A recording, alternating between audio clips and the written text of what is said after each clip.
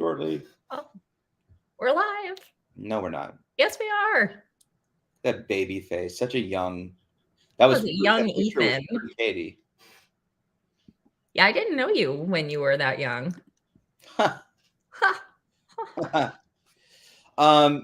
If you're just joining us, welcome.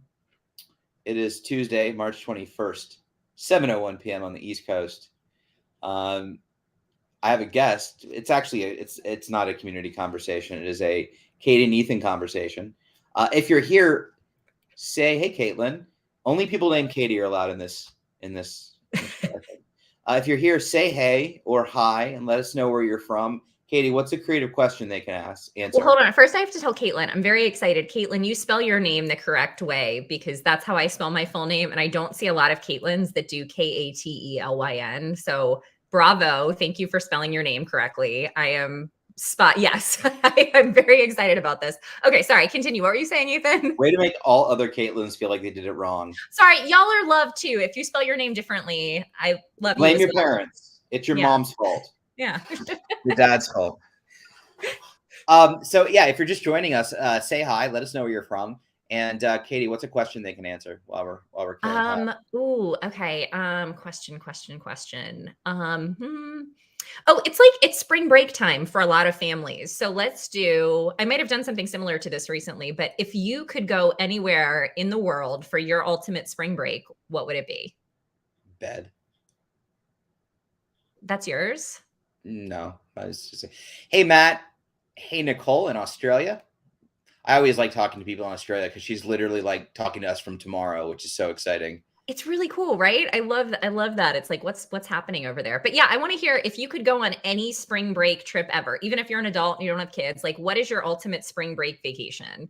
Bradley in Ontario. I'm going to Canada tomorrow, my first time for work. I'm going to Toronto. And so, yeah, if you have any suggestions in the Toronto area that I have to hit up, let me know. Hey, Erica. David's in the house. Dave Raven's in the house.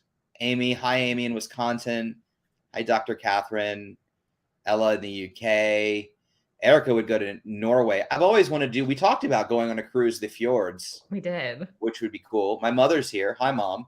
Colorado. No surprise for my mom. Caitlin wrote St. Thomas, which is awesome. There's that little point. Yeah, St. Thomas is gorgeous. Bahamas. I love the water. Michelle, Greece, which is our what we're eyeing for our honeymoon. Yeah. Matt B, same answer as always for me, Disney World. So, yes, we are with you, Matt. Yeah, we would do like a Greek Disney World. No, that's okay. So sidebar, I know we're going to get into stuff that actually pertains to OCD, but or not. We could just talk about places. Sicily. Oh, yes. But yeah, someone recently, a clinician in the OCD community recently sent me a trip, and I didn't realize this was a thing, to all of the Disneys around the world. And you can like travel with this Disney group and you go to Disney in every Disney location. And I just think, Matt, that would be like the coolest thing ever. And I'm totally down for it. I feel like that'd be a prize on Press Your Luck.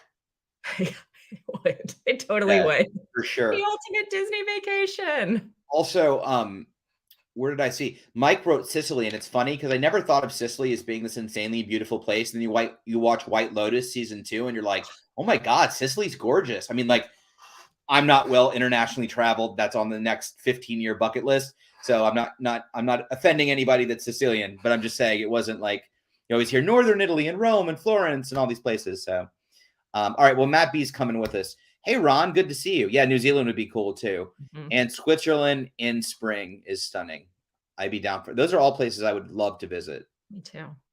So, Mom, think bigger. Colorado is, We love Colorado. I know we love it. Hey, Nikki Bradley in the house. All right. So, welcome. This was a surprise that Katie and I were going to join forces for this evening and spend some time with y'all. So, we're excited to be here. I should probably read I was so smitten by my fiance. Yeah, read the thingy. I forgot to read the thingy, which is what Katie It's the very technical term for our disclaimer. It is the thingy. So let me read the thingy. Hi, welcome to, my name is Ethan. This is Katie, National Lead Advocates for the ISCDF. So this community relationship conversation is intended to serve as educational content and is not intended to replace therapy. For treatment-related questions, please be sure to work with your local provider or contact a local clinician. The The IOCDF is not a crisis hotline. If you're in crisis or ever feeling suicidal or unsafe, please go to your local emergency room, call 911 or the 988 suicide and crisis hotline by dialing, why did I say hotline? Lifeline by dialing 988. We want to create a safe space and be kind and respectful to everyone. At the end of the day, we're here to support one another. And note this is being broadcast on several social media platforms and is being recorded. So keep that in mind as you tell us all of your deepest, darkest secrets, as we will share ours as well. Mm-hmm. So with that, welcome. We're excited to be here with you tonight. So I guess, as always, I like to open it up to questions right away. But also, I don't know, I'll turn it over to Katie and ask if you have any, David's down for deepest, darkest secrets. If there's any topics you would like to kick off with, or we just want to go into questions, I will leave it up to you. Yeah, I definitely, there's been a couple of things that have been on my mind this week, and we want to hit all of your questions. So start loading them up if there's things that you're personally going through or thinking through with treatment. We're happy to talk relationships. We're also happy to just talk OCD in general. But one of the things that I've been thinking about a lot this week, and I always really enjoy talking about this when I'm on here with Ethan, and actually posted about it on Instagram earlier today. And I'm going to call you out, actually, Ethan, for calling me out, because I've been hearing from folks all day how impactful this was to them. And this was initially something that you actually had said on a community conversations. And I would love to talk about this a little bit. And it's that OCD will take away my life long before anything I'm afraid of happens. And I've been getting messages all day about how profound that is. OCD will take away my life long before anything I'm afraid of happens. And I'm actually going to turn it back on you, Ethan. And I'm curious what that means to you, because there's been a lot of people reaching out saying that was a quote that kind of shifted how they view recovery. Yeah, that's a great. Sorry. So first of all, thank you for sharing. I was actually reading Bradley's suggestions of what to do in Toronto, so I'm totally down with this. Oh, I want to look at those too. Okay. Yeah, for sure. They're really, and then I got a notification from the Disney app. I'm not going to I was going to keep that in, which is, it's never notified me since we've been to Disney. So I was like, it's meant to be. We're all getting distracted. Emily also texted me as I was talking about Disney, and she's the one who was telling me about that Disney trip. So, okay, go on. But this really is a meaningful quote. So I want to, so having been sort of, at the bottom, as so many of us have, and recognizing that protecting ourselves from what OCD tells us we should, creates the reality that we fear. I'm personally certain that, and I've just seen it so many times and seen it within myself, that, when you live for OCD, and you take up all your time compulsing, listening to it, doing what it says, all the above, then, you're very much giving up your life long before whatever your fear is may or may not happen. And I think that's really the crux of the quote and the belief, which is this may or may not thing, this uncertainty piece of it, the chance, whatever chance of whatever the fear is may or may not happen, maybe more or less depending on what it is. But I think the reality is I spent so much time guarding against things that never happened. It was very clear to me that I wasted so much time listening to OCD and made my world so small when everything that I was afraid of, never came to pass. Now, that doesn't mean that you're doing ERPs or you're not listening to OCD to prove that it's not going to happen. And I would also argue that if my biggest fear did come true, I'm still glad I didn't listen to OCD, and because let's put it into context, my stuff has always been health and fear of harm and cancer and brain and all this stuff. So let's say that let's say since I was a kid, I I was protecting myself from getting cancer or getting a brain tumor, let's say. So, I was going to the doctor all the time, and I was getting tests all the time, and I was worrying all the time, and I was reading and just like, not taking any risks and literally like living as small a box as possible. And let's say, I did that since the age of 15. And let's say a hypothetical that, I find out that I had cancer. Then was OCD right? Did I do the right thing by living this, ultra hyper vigilant life to protect myself from this thing? The reality of the situation is, living that life didn't prevent it from happening. Mhm. This is all hypothetical, obviously, but living that life didn't prevent it from happening, number one. Number two, I probably would have found out at some point, and I could have had such a more meaningful life those 35 or 38 years while I didn't have those things, and I think that's the point is live your life, cross the bridges when they come to you, if you have to cross them to begin with. Mhm. And so, yeah, I think the only thing certain is that, OCD will take your life. It is a robber, and it will rob you from the things that you value most.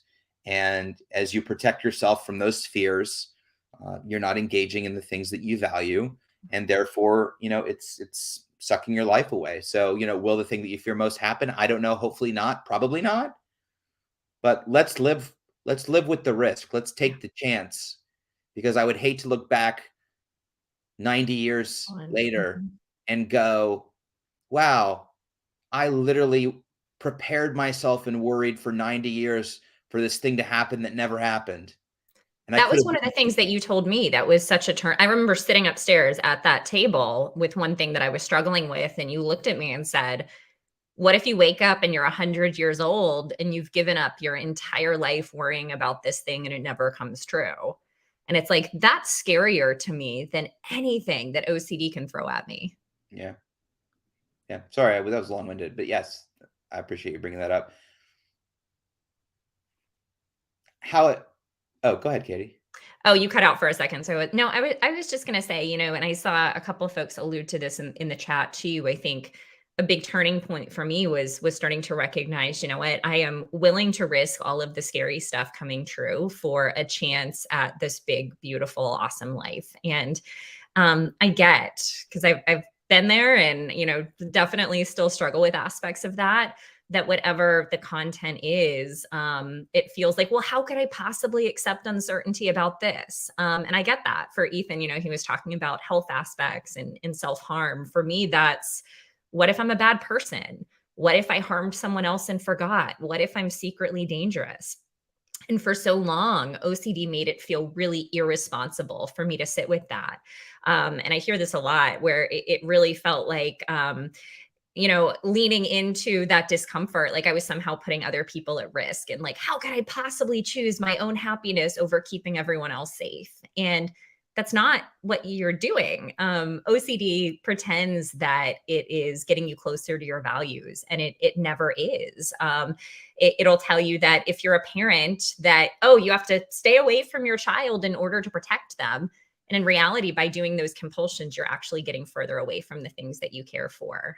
So I think it's really, I mean, going back to what Ethan said, there's this big component of, yeah, yes, all the scary things. Life is scary, but OCD, I think, is the scariest thing of all, because it really will rip everything away from you before anything else.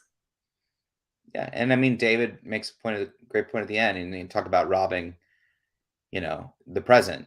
I mean, that's the other piece of it, is that anxiety and OCD only exists in the past or the future. It does not exist in the present. And what's going to happen, what might have happened, what did happen, so it's like, if we can stay present and just take things for what they are in the moment, then that's, the best possible place we can live. um and it's hard to do, and I don't think you can live there, and I think it's okay to fantasize and be present, and I think we can get into a whole existential conversation about living presently all the time, but I think that that's a good rule of thumb for sure. Mhm. Should we take a question? Yeah.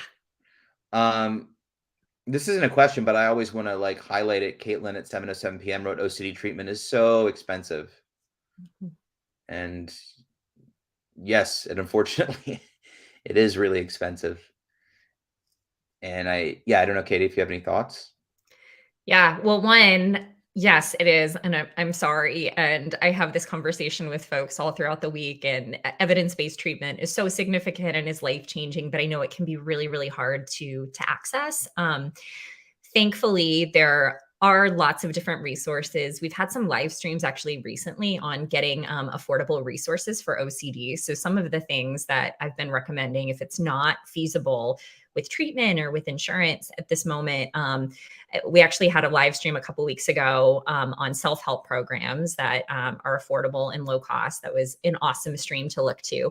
But I also really encourage folks to be bold, and as you reach out to providers, ask about sliding scales. I've had a couple of folks I've worked with in the last month that have called providers and said, hey, I really need a lower rate, and have been able to do that. Or even calling someplace like McLean and saying, we is it possible for me to work with someone who is a trainee who is doing their hours? So it is so challenging, and the expense piece I know is really, really tricky.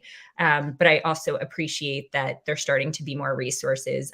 Even with the IOCDF resource directory now, there's a little slot that you can click to see if a clinician does sliding scale rates, which has been really helpful for folks too.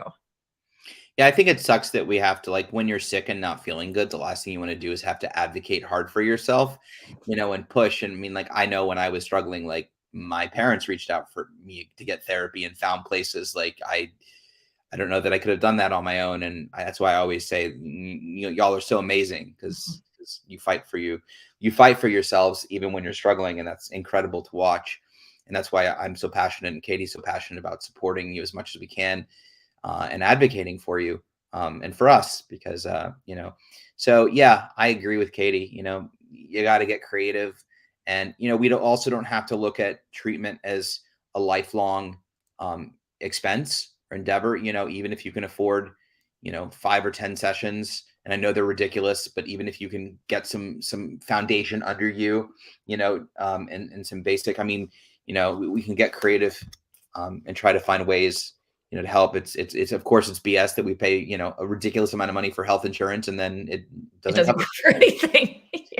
and I don't think that's just mental illness in general. I think, and especially for those of us in the US, and I'm sure actually for those of you in the UK and Canada, you all have, I mean, I've heard awful things about all the systems in place aren't the greatest. If you are somewhere that has incredible universal healthcare or otherwise, please let us know your name and where you're from, and we'll all move there with you and spend time. Mhm. But anyway, so yeah, but it is expensive, and we're working to you know make that alleviate that expense by creating more supply than demand, and that will drive it down and make insurance companies reimburse clinicians for what they should feel that they should make.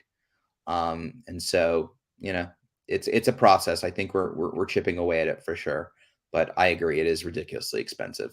It is. And Caitlin, and I see that you've had some therapy for OCD and are still struggling. And I'm really sorry. I know it can be so hard to find a specialist. And feel free. I sometimes help folks kind of navigate the system and try to find treatment. I'm more than happy to talk if you want to reach out and try to plug you in with some resources after the stream. But with the trainee piece, yeah, I know you said they don't have the same level of expertise, and that definitely can be true. But it's one of the reasons I always will tell folks go to a McLean or a space that really specializes in OCD, because their trainees then are going to actually typically know more about OCD than a lot of therapists that you're going to see in other spaces. And they're going to be supervised by some of the top folks in the field. So I've actually talked with folks who have gotten really cost effective treatment at OCD kind of specialty spaces It's with the tricky though, trainees. because even those locations don't take Medicaid outside of their state. True. That's So true. because I was just helping with somebody, and it was like they don't take their state's Medicaid, so it was problematic to try to get treatment. Mhm. Um, so yeah, it I crushes wish me. there was, it hurts me every time we have this conversation because I want to be like, let's just give everybody treatment. Yep.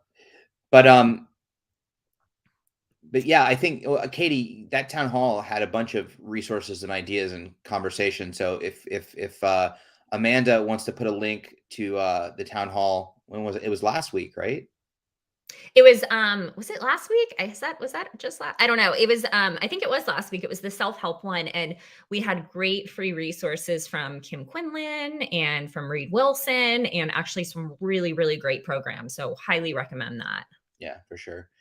We'll keep fighting it though, and we'll keep trying to make a difference and make it affordable and effective and accessible to literally everyone. So thank you for pointing that out. It's always a safe space to talk about things that are frustrating, and that Mhm. is definitely a big one. Um, Sorry, my comments. There we are. Okay, my comments went nutty. So 7:08 p.m. Yi, I don't know if you're the Yi. Welcome.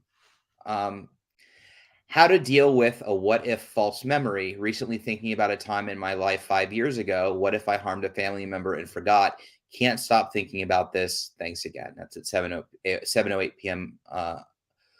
Amanda Yee. So I'm going to toss this to Katie, who is a bit of a false memory guru. I don't know about a guru, but I will say I share your false memory experience. So that was really one of my most prominent themes. And especially, I was very concerned in lots of different capacities. What if I harmed someone that I cared about and forgot? And really, like you said, couldn't stop thinking about this. For me, there were a couple of different scenarios around this, but the most difficult one that I actually got stuck on for a really long time related to someone in my life that I lost to suicide, that I cared deeply about. And my OCD kind of distorted it in a way that I blamed myself for it, in really tangible ways. And as we know with OCD, the more that we try to figure something out, the more that it latches on, the more that it feels real, the more that it feels like there is something to be figured out when there's nothing to be figured out. So the piece that you're saying of what if I harmed a family member and forgot, I really resonate with that because I started to really have not memories, but things that I had brought into my mind to make sure they didn't really happen. That as soon as those came up and as soon as I check them, I would think, wait, was that a memory? Is that something that actually took place? Could this be my fault in some way, shape, or form? And it was really tough. I actually, at my lowest, would come home from my job where I was working as a school chaplain at the time and would sit there and look at my phone and think about calling the police on myself. I would hit 911 and then not hit send, for crimes I didn't commit because I was so fearful. What if I harmed people in my life and forgot? Particularly as a minister, when I was doing funerals, thinking that everything that happened was my fault. So I get the reason I'm sharing this is I know intimately how incredibly painful this is. And at the same time, I also know there's a lot of hope. I remember feeling like there wasn't because I had been so stuck in that for such a long time. And the biggest thing that I can tell you is that embracing uncertainty, just like we would do for any other theme, is so, so, so important. And I know it feels irresponsible. That's what it felt like for me. It was like, well, how could I possibly embrace uncertainty that I harmed someone? What does that mean about me? And that's really not what you're doing. I think it was important for me to start to recognize that it wasn't about the content, it was about embracing the same level of uncertainty that I do with anything else in my life. So for instance, I'm sitting here now in my office. Ethan's like 2 floors above me right now, and I have never seen the people who put together our townhouse or put together this building. I didn't see the building plans, but somehow I trust that this roof isn't going to fall on me. I don't know for sure, but I'm trusting that sitting here is like probably safe, is probably cool, is probably okay. And that's the same level of uncertainty that I'm asking you to sit with, is this same level of uncertainty that you do just by sitting in your house, by walking out into the street every day. It doesn't mean accepting the scary thing is true. It's being willing to say, yeah, you know what? I don't know anything for certain, but I'm willing to move forward with my life, considering what OCD is taking away from you right now, which I guarantee is probably aspects with your family, aspects with your friends, aspects with those that you care about. And kind of the neat thing is once you start to lean into that, once you create a hierarchy or work with your therapist, do exposures, eventually this question actually won't seem so scary. So I'm at a point now where I can say, yeah, maybe I harmed somebody and forgot, but it feels just the same way that I would say, hey, maybe this roof is going to cave in. It doesn't have that same level of urgency because I can say pretty confidently, you know what? I don't know anything for sure, but it's probably OCD. I get that can't stop thinking about this. And I think always the first step is to start to notice when we're ruminating and give ourselves permission to come back.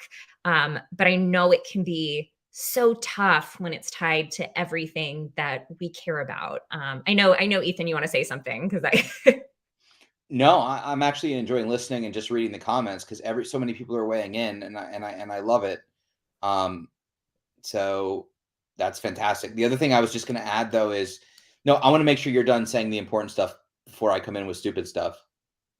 yeah, no, nothing stupid.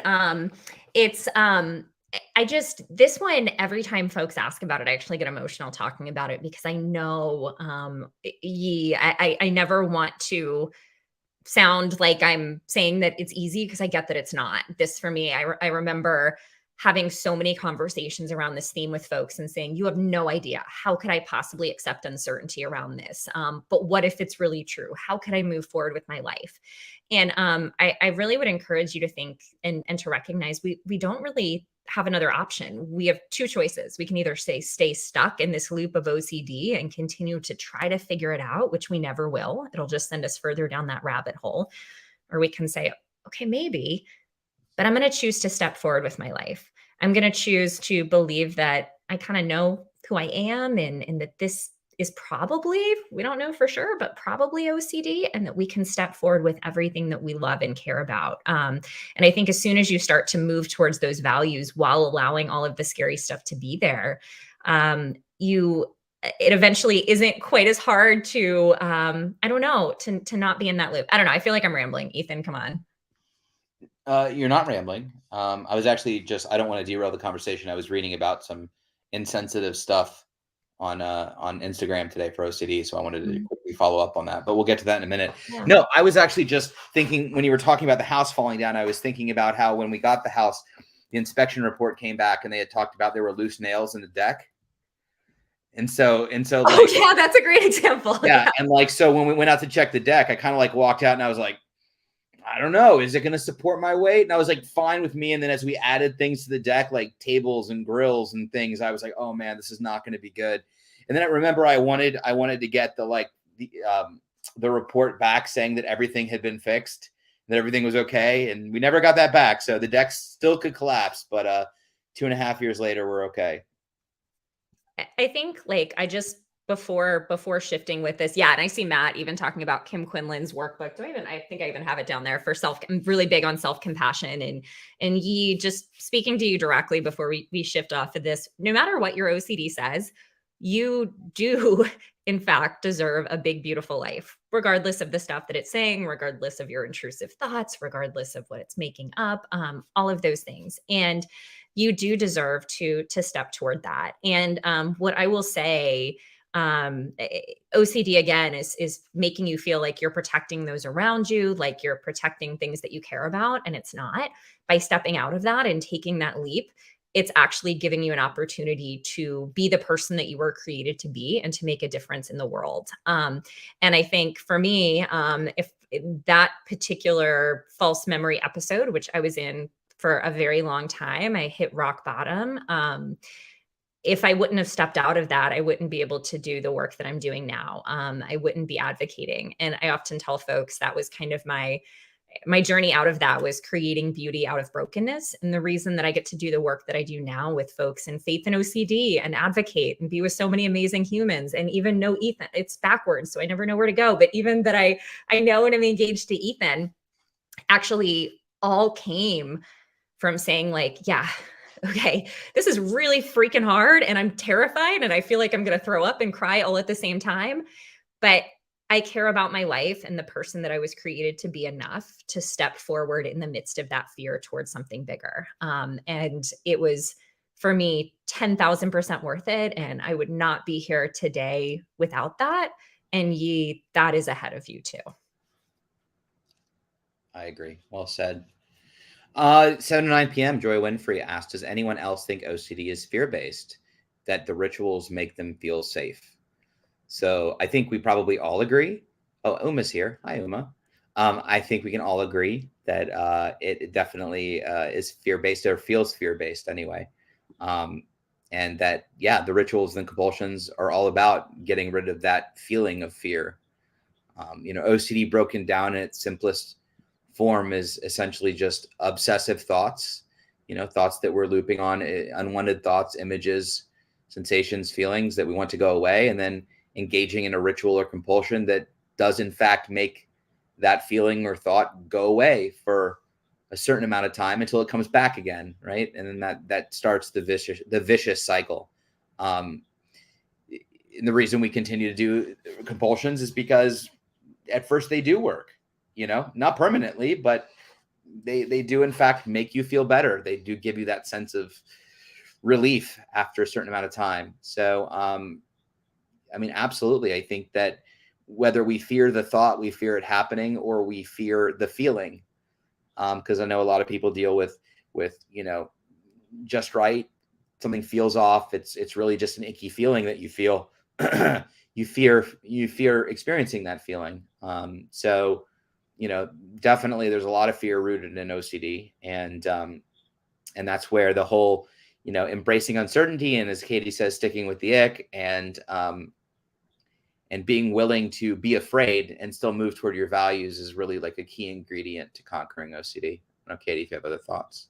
Yeah, no, I just see, and I appreciate Cash talking in the chat about guilt too, and the guilt component. And I remember for a long time, for me, one of the reasons I didn't really recognize that I had OCD is I always heard fear and anxiety, which are definitely huge components. But I also, just for other folks, want to note guilt, shame, disgust.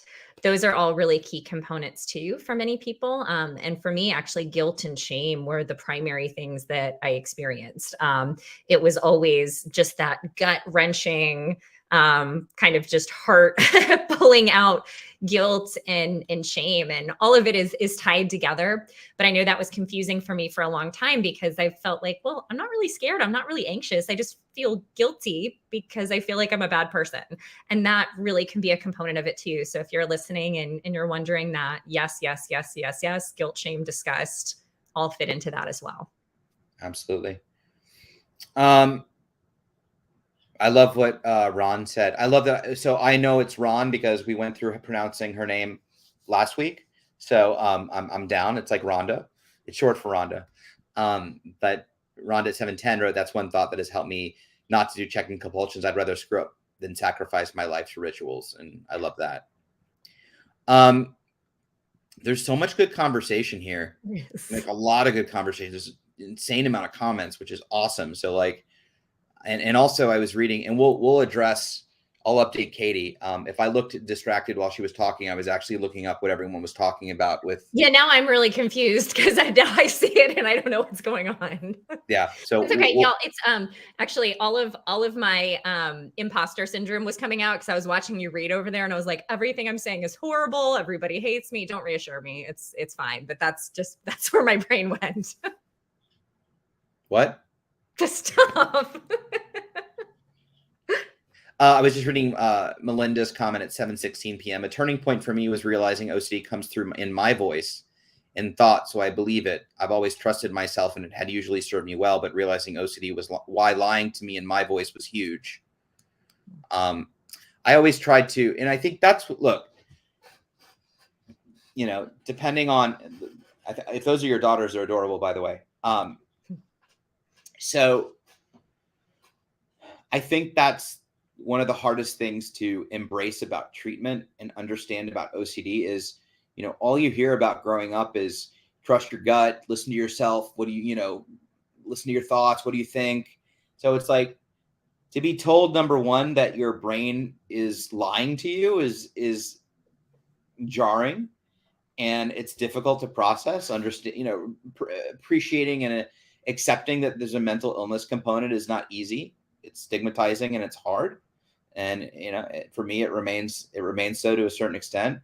But I think the hardest thing is, I've constantly said that individuals with OCD are brilliant, creative people, and that's part of the reason treatment can be hard, is because we are intelligent, and so our brains say to ourselves, well, if I'm smart, then clearly I know what I'm talking about here, and I should be doing these things, and not doing these things is irresponsible.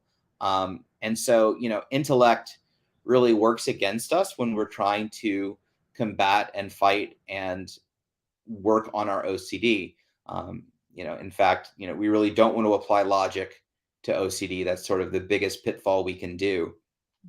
So for me, one of the things that was helpful, Melinda, was like actually like trying to change the voice of OCD into a different voice in my head.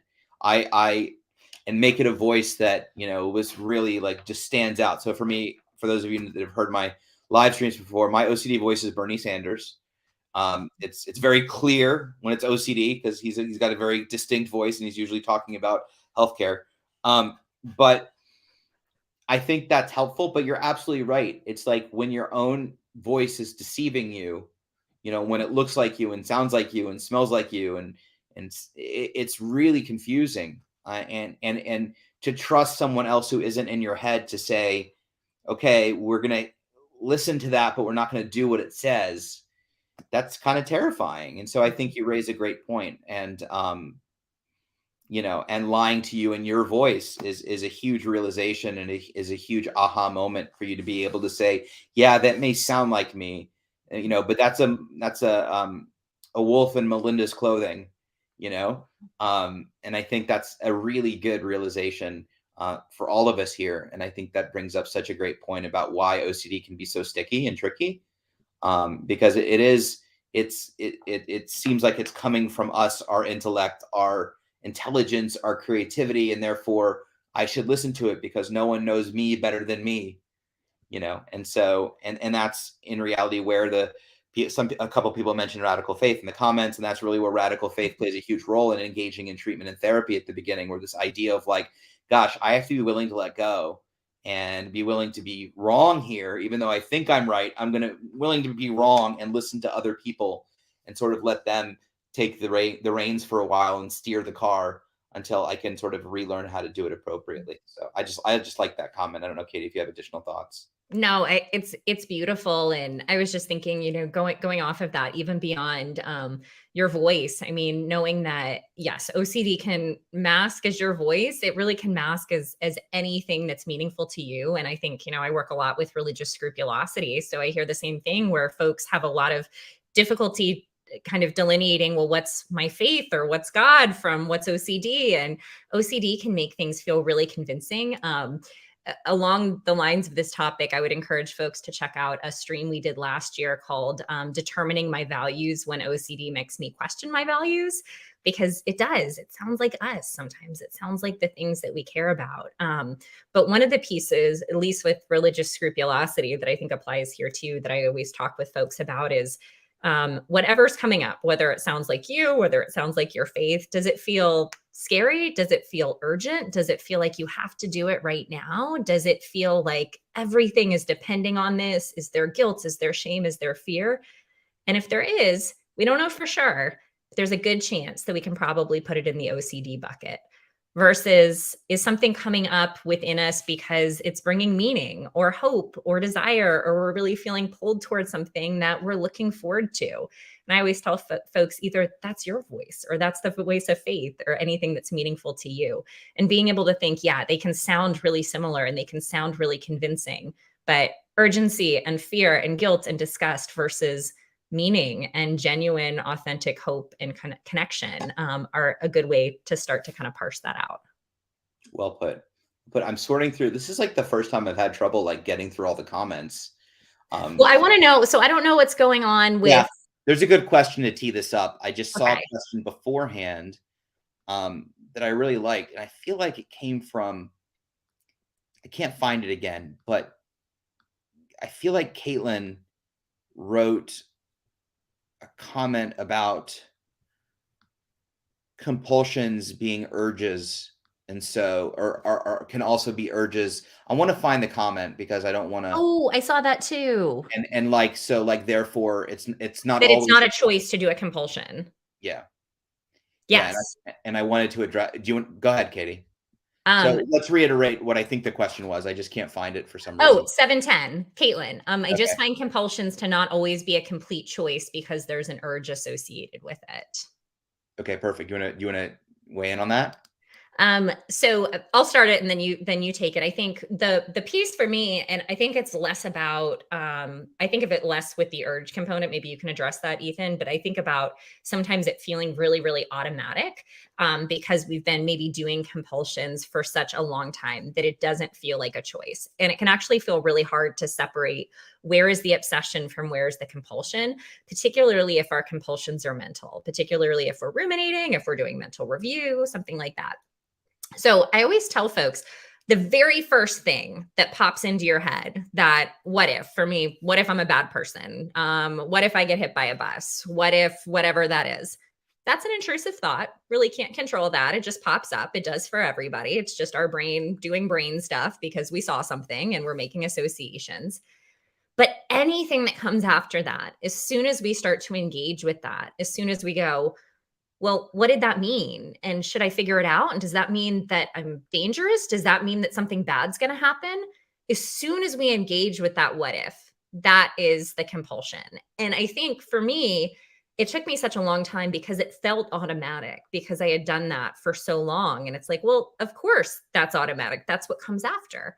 And it actually, when we start to recognize it, we can curb that a little bit where it feels so automatic, but we really can start to recognize that it's a choice. One of the pieces that really works for me is, actually, this sounds really silly, but when an intrusive thought pops up and then I notice myself saying, oh, well, what does this mean? And I notice myself ruminating, actually calling myself out for it and saying, great, I just caught myself ruminating. And you know what? It is a choice. I do have a choice right now. Let me bring myself back to the moment and doing something to ground myself, five senses, something like that, as opposed to getting mad at myself. And I actually see it as a win every single time. And it might be every 5 seconds. If it's something that's felt really automatic for a long time, it might be, oh, great, I'm ruminating again. I'm going to come back to the moment. But I think a big component of starting to recognize it as a choice is even just naming it and naming, wait, that's the intrusive thought. And oh, that feels automatic, but maybe it's not. Maybe I can actually notice that that's happening. I don't know. That might be way too, I don't know. No, I have nothing else to add. In fact, before we go, I was like, we have so many great questions. I feel like we should grab all the questions and then you can join me on next Tuesday and we can continue the conversation. Um, if you're willing to I spend think more time. I would do it. I think I like this crew. I don't know. We can let everyone weigh in. They may be like, no, I we know they're just going to kick me off. Well, no, I they're swear gonna say every we time just I'm want not on here Katie. for a town hall, somebody says, "Where's Ethan?" So No, they're gonna say we just want Katie. No, I have nothing else to add. I think that I agree with 100% of what you said. I don't think there's anything to add to it, but also like urges you can resist urges also. An urge can feel more automatic, but it's still an urge. You can have an urge to, or a craving, or whatever you want to call it, to go do something and still choose to not do it. It isn't an automatic action. And so I don't think urge, at the end of the day, it is still a choice. And I know that seems hard. My compulsions didn't seem like choices when I was really struggling ever, and it took a long time for me to understand that they were choices. So everything Katie talked about creating space and being able to determine when it is a choice and how to make that choice is 100% accurate. you give yourself compassion too. Please don't be mean to yourself. The worst thing I think you can do is, oh, like I just caught myself doing it again. I'm so bad. That does not help. I always say you can be compassionate without being satisfied. You can say, whew, okay, caught myself kind of engaging in that compulsion. It felt like an urge, whatever that was. Give yourself lots of love and say, you know what? I have OCD and it's really hard. I can give myself love without being satisfied with that choice the next time. We can be compassionate while making a choice to step forward in a different way. There's so many great questions tonight, so many good questions, but I do want to speak on, there was a large conversation about um, some stuff online that was offensive and stigmatizing. So I actually want to queue it up with Brooke's question at 7:19 p.m. Can you speak to the feeling of defeat when advocating? I was really disappointed by the response from Swig Life today. They're such a big company and have the resources to do better, but they didn't. So I didn't even know about this till I started reading in the comments. I don't know, Katie, if you did. So I'm not familiar with Swig Life. When Katie was talking, I was exploring online, and they have an Instagram following of about 68,000. And looks like they did a post. Was this today or yesterday? They posted 2 days ago, and it's a graphic, and it says, I have OCD. And then it's a picture of all their tumblers, and it says obsessive cup disorder. And what I'm reading in the comments is, as the community is awesome, they always quickly retaliate and leave comments and be like, this is a serious disorder, don't make fun of it, blah, blah, blah, blah. And what I've been reading is that everybody's been deleting the comments. I mean, Swig Life has been deleting the comments, deleting the posts, and anything that, tries to educate about what OCD actually is and why posting that type of thing is harmful. So if that gives anyone that doesn't know a little insight into what Brooke is talking about. And usually we're pretty up on stuff that's happened, but this hasn't come across my desk. So great question, Brooke. And I think there's two things to talk about here. There's the post, and then there's, I think, what you said, the defeat when advocating. I think that it's okay to feel, I don't know. I don't know, Kate. Have you ever felt defeated advocating? I don't know. So, well, there's two types of people online. There's people that genuinely don't know that they're saying something so stigmatizing and so hurtful because they just don't understand OCD. They don't understand how debilitating it is. They're uneducated. And I would say that is the majority, like the high 90% of individuals that are out there online, whatever. So when we engage them as a community, when we engage them as an organization, as a foundation, 9 times out of 10, they're very open to what we have to say, to the education that we have to say, and they will post a comment or they'll recant what they said, or they'll engage us in conversation. Right? There are occasional times, and it sounds like this is one of those times, where there's a company or a person that literally refuses to hear anything. They don't want to talk about it. They don't want to hear about it. They don't want to hear your comments. And it sounds like they've kind of just deleted everybody's comments that's attempted to say this is harmful, this is hurtful. And I think that, and those are pretty much, and I can count on, every once in a while we come up against those people. In fact, 3 or 4 people come to mind over the last, 8 or 9 years that I've been advocating, or 10 years actually, or 11 years. It gets older by the day. But so I think the first thing is, we have to understand that most people really just are uneducated, and we always have to, I always call it compassionate education. We have to really help them understand what it is compassionately. And most people are very receptive to what we have to say and why we have to say it. When that isn't the case, like I have another screen here with their Instagram up. When that isn't the case, like in Swig Life's case, the New York Post article, or the coach that posted some tweets that were offensive, or the celery juice guy, whatever it is really discouraging. It absolutely can be really discouraging that they're not open and receptive to how damaging this can be. But I think there's 2 approaches to advocacy. There's being reactive and proactive. And I think that we can definitely be reactive in the sense that when something like this pops up, we can attempt to correct by educating and helping them understand that wasn't helpful. But if they aren't open to it, or they want to turn a closed ear to it, that's not the right word, but you get what I'm saying, then we can become proactive in our advocacy and be louder and post more and help educate as many people as possible, and and beat them to the finish line. So when someone posts, hopefully they stop posting offensive content to our community, because they're educated based on the proactive awareness that we're doing. But we can't reach everyone all the time. So while it sucks, and especially if it's a company that you like or you buy things from, it's disappointing. I think we can make an attempt to make contact and correct.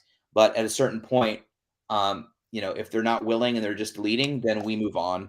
And it sucks, but I mean, Khloe Kardashian is a great example. Talk about a person that has like the biggest platform in the world, hundreds of millions of followers on Instagram that just like kept stigmatizing the living crap out of it. And because she had it, she felt she could get away with it, and we all wrote in, and so it was like, it was frustrating for sure. To see that, but I think we can only give it so much energy. We can only change the things that we can change, and the things that we can't, we move forward. I don't know, Katie, if you have anything to add to.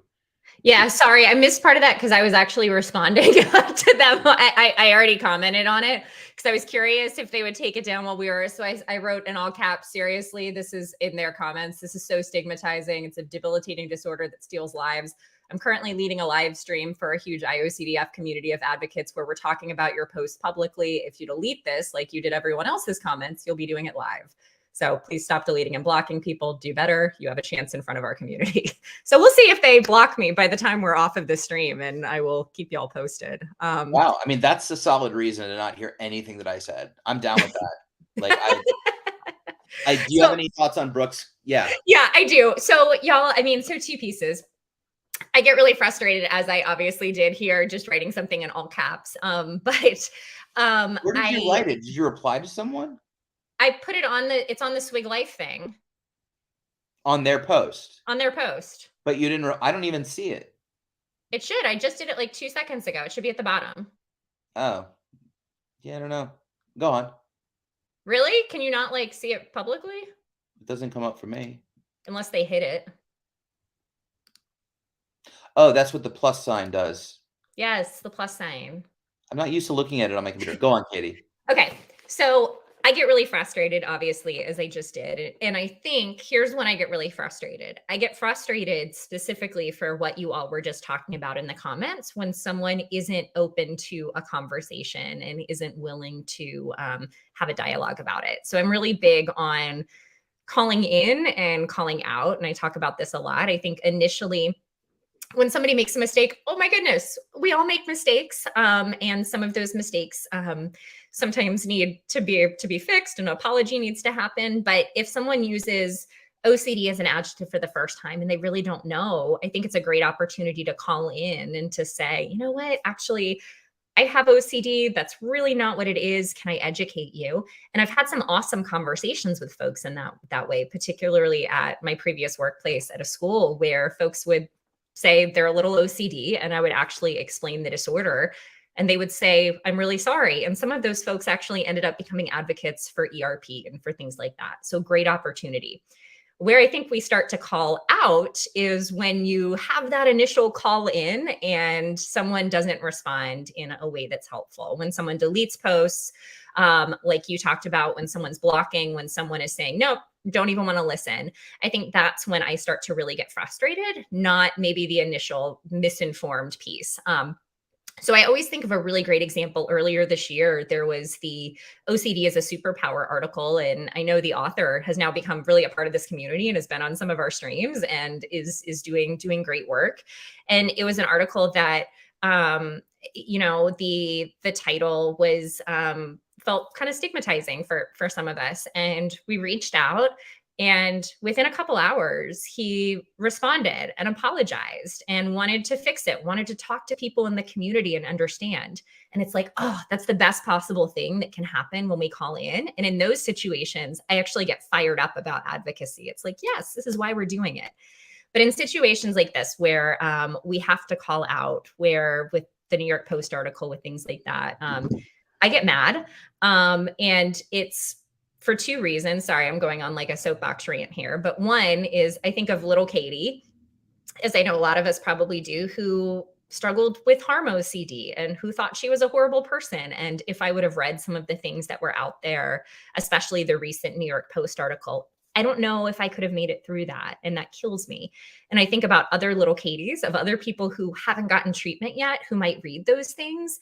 And it's not even like for me anymore. I just want to reach through the screen and say, like, you were literally preventing people from getting life-saving treatment. And I get really, it rips my heart out. So yes, call in, call out, and emotions. That's it.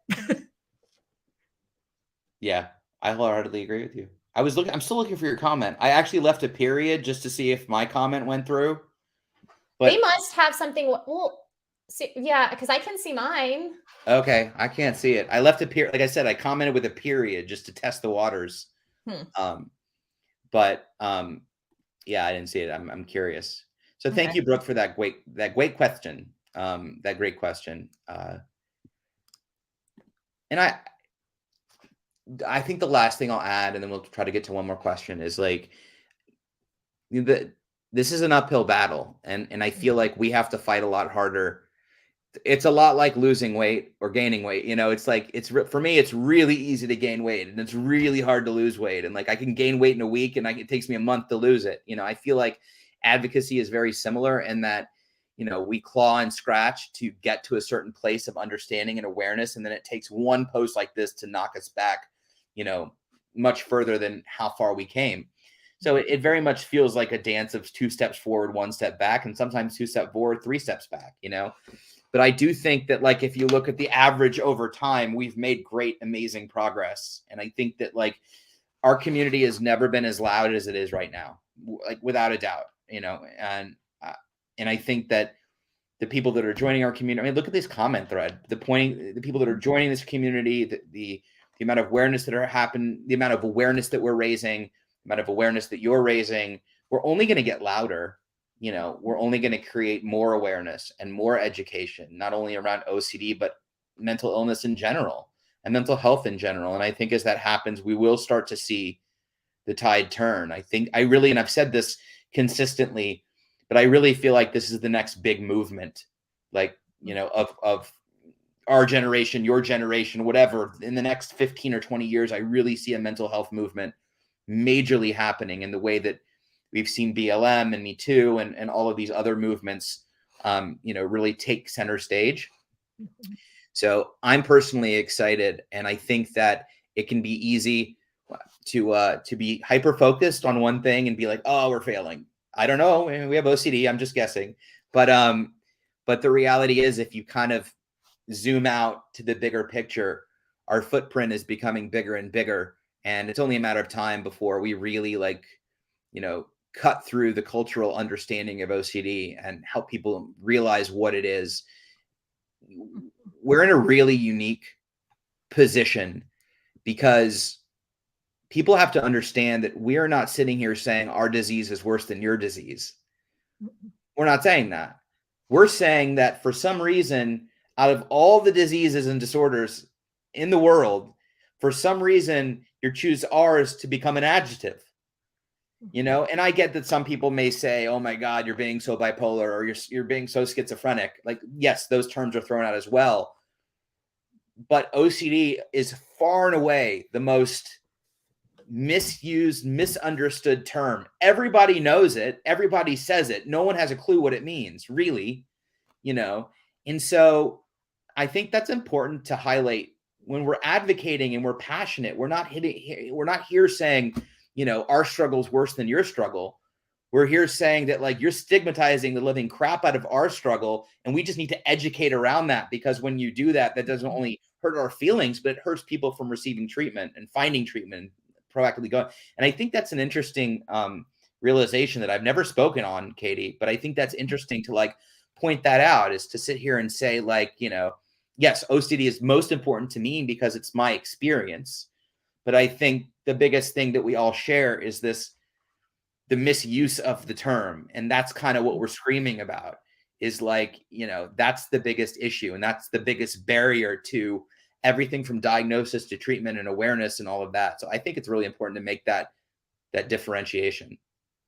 Yeah, I totally agree. I feel like we could do a whole just talk on this. I'm feeling really fired up, and I know we're almost out of time, but the piece, and actually I'm seeing a couple folks in the chat that I even had this conversation with on Instagram today about how there really is a mental health movement that's happening right now. I see it a lot from the faith lens, working with different faith communities about how faith communities are having mental health conferences. And that's really, really exciting. The piece that we really need to take steps forward on is really thinking about diagnosable mental illness and treatment. And I think about this particularly in faith communities where, yeah, we're starting to talk about mental health, but in a general sense, in terms of, saying folks should go out for walks and take deep breaths and take some downtime. But the conversation that we need to have now is, what does it mean to be diagnosed with OCD, and to actually encourage someone to seek evidence-based treatment. And I think that's a really big distinction between having conversations about mental health, which are of course important, but that next step of having conversations about what it actually means to be diagnosed with a mental illness and to seek the treatment for that. Those are the conversations that we really need to be having and needing to make folks aware of. Absolutely. And I realize also that every country has its own hurdle and obstacle regarding OCD. I feel like that we speak in the US from a place of privilege, as shitty as it is, because I feel like, the understanding around OCD is, or what I like to call OCD literacy, Yeah. most high in the US. I think the UK is a close second, Canada a close second or third, and then it just drops off considerably from there. New Zealand, I think, and Australia, are pretty high on the OCD literacy list. But, like here we're talking about stigmatization from, the joke of a cup. And then you have people in the Middle East and Africa where, like, they're at risk of like being burned as a witch because they voice their intrusive thoughts. I mean, that's the truth. And that's seems hard to believe in this day and age, but that's the reality. And so that's a whole different level of stigma that we're talking about. So, I think that we have so much work to do, but it starts here, it starts now. I feel passionate too, for sure. And I think, well, and I just saw the comment, David, I love that you said this too. And I think advocacy should be about empowering. And that's what really fires me up. I think that is such an important piece. I always tell folks, at least with me, my experience is, I believe OCD will be something that is a part of my life forever, but by knowing that I have OCD, it doesn't have to impact my life. It doesn't have to put limits on anything that I do. And I think that's a really kind of exciting component, and also a part of advocacy and awareness. It's letting folks that have OCD know there is evidence-based treatment, there is hope. And yes, there might not be a quote unquote cure for OCD, but you can live this big, beautiful, awesome life that's limitless. And I think a part of that advocacy and awareness and getting people like the cup folks to stop stigmatizing is so that we can let people know that there is so much hope. And so that we can get more people well, who can continue to advocate and get more and more people well. Yeah, for sure. For sure. And Cash, I may have been angry. I appreciate Val sticking up. I don't know. Maybe I was. I get passionate. My passion maybe can be construed for anger, but I probably, yeah, it pisses me off when people like misuse OCD, because I think that,